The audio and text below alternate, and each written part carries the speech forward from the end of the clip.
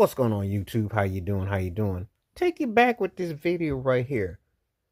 Remember when it was smoke-filled clubs and scenes?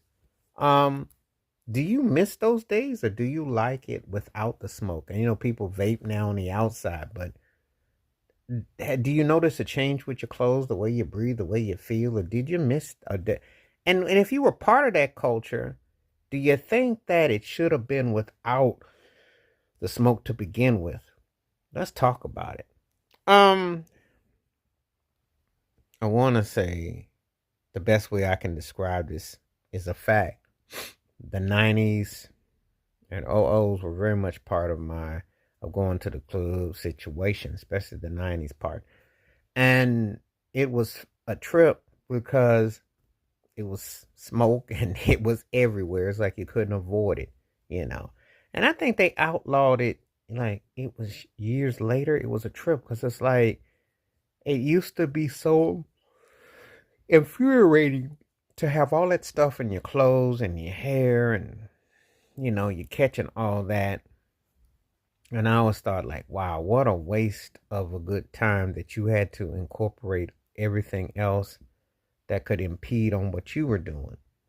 So often wonder what life would have been like had that not have been. you know we'll never get that back, but that was very telling.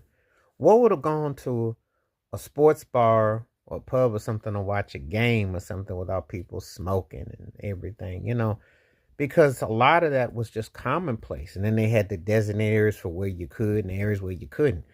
And they didn't take in consideration other people's and their feelings. And then I bring this up because when you have safety concerns and restrictions and so on and so forth, the pandemic brought along and everything like that, you have isolated places where some people don't want that. So when you're being subjected to what an agenda, it makes you look at perspectives in a different perspective in a picture. Back in the day, they're going to the club to have a good time on Saturday night, or you're going to a football club on a Sunday to watch a game, you know, but you are subjective to what was so called a way of life. And no one ever did anything about it. It was like, man, come on now, this is just not fair. And you have to like be subjected to all that.